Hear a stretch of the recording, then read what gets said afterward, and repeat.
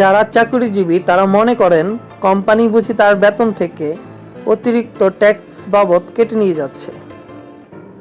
এই এক্সেল শিটটির মাধ্যমে আপনি নিজেই নিজের ট্যাক্স ক্যালকুলেশন করতে পারবেন।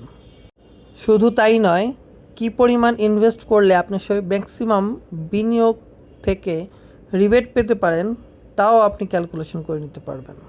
ধরে নিলাম একজন ব্যক্তির 42,500 টাকা যদি গ্রস স্যালারি হয় মাসে, তাহলে ওই ব্যক্তির বছরে কোনো ট্যাক্স আসবে না, কারণ তার যে এক্সেমশন আছে 1/3 গ্রস স্যালারির 1/3, সেটি ডিডাকশন করলে তার ট্যাক্সেবল ইনকাম দাঁড়ায় 3,74,000 টাকা।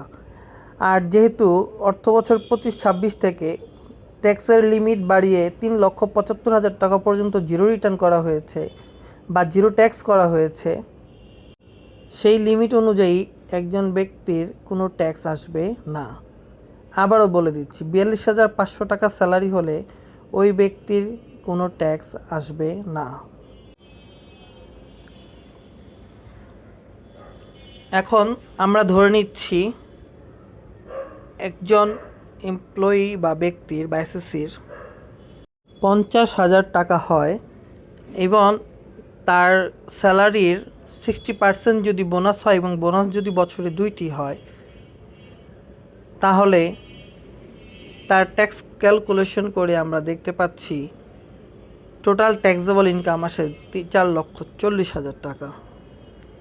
এই 4,40,000 টাকাকে যদি আমরা স্ল্যাবে ফেলি, 3,75,000 টাকা পর্যন্ত জিরো, বাকি 65,000 টাকার উপর 10% 6,500 টাকা ট্যাক্স আসবে।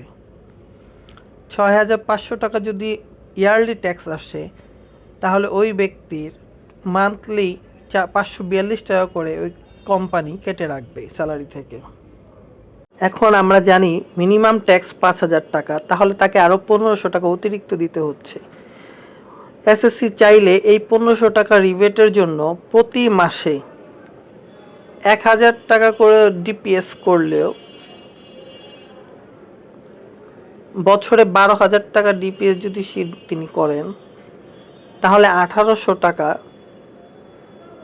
রিবেট পাচ্ছে। তাহলে সেই ক্ষেত্রে 1,000 করে মাসে ডিপিএস একটা করাই যেতে পারে।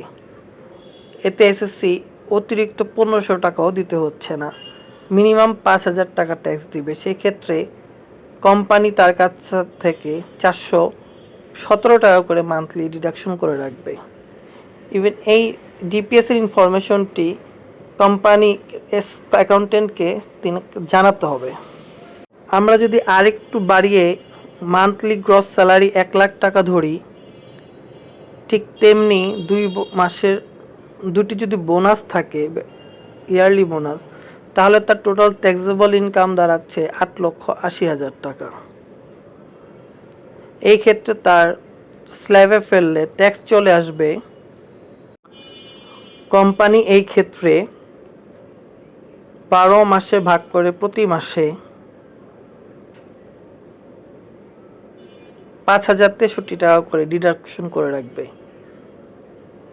এসএসসি যদি চায় যে আমি আমার ইনভেস্টমেন্ট রিবেটের মাধ্যমে কত ম্যাক্সিমাম বেনিফিট পেতে পারি, 26,400 টাকা পর্যন্ত, দ্যাটস মিন ট্যাক্সেবল ইনকামে 3% হচ্ছে গিয়ে আপনার সর্বোচ্চ লিমিট।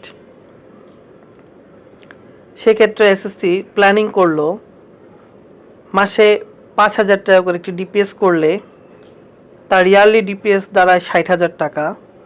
ইভেন সেখানে সে বেনিফিট পাচ্ছে 9,000 টাকা। তো এসএসসি চাইলে সেটিকে বাড়িয়ে মান্থলি 10,000 টাকা করে যদি ডিপিএস করে, ইয়ারলি 1,20,000 টাকা হলে সে সর্বোচ্চ বেনিফিট পাচ্ছে 18,000 টাকা। এক্ষেত্রে যে এসএসসি যদি আরেকটু প্ল্যানিং করে যে না, আমি ইয়ারলি 1,00,000 টাকার একটা সঞ্চয়পত্র কিনবো আর 5,000 করে প্রতি মাসে একটা ডিপিএস করলে দেখা যাচ্ছে সে 24,000 টাকা বেনিফিট নিয়ে আসতে পারছে। এক্ষেত্রে তার ট্যাক্স লায়াবিলিটি 24,000 টাকা কমে গেল। এইভাবে একজন এসএসসি বিভিন্ন ফিগারের অ্যামাউন্টগুলো বসিয়ে তার সর্বোচ্চ ইনভেস্টমেন্ট থেকে সর্বোচ্চ রিবেট নিতে পারে নিজেই। সো আমার এই শিটটি শিটটি পেতে আপনারা আমাকে নক করতে পারেন, আমাকে মেইল করতে পারেন, অথবা আপনার স্যালারি জানিয়ে আমাকে ইনফরমেশন দিতে পারেন। আমি আপনাকে সর্বোচ্চ বেনিফিট কিভাবে নেওয়া যায় সেই হিসাবটি করে আপনাকে ইনশাল্লাহ এক্সেল শিটটি সহ প্রোভাইড করতে পারবো। আর যে ইনভেস্টমেন্টটি আপনি করবেন না কেন, আপনি অবশ্যই আপনার কোম্পানির অ্যাকাউন্টেন্টকে বা যিনি ট্যাক্স কাটেন প্রতি মাসে মাসে তাকে ইনফর্ম করতে হবে। ইনফর্ম না করে যদি নিজের মধ্যে রেখে দেন তাহলে কিন্তু কোনো লাভ হবে না।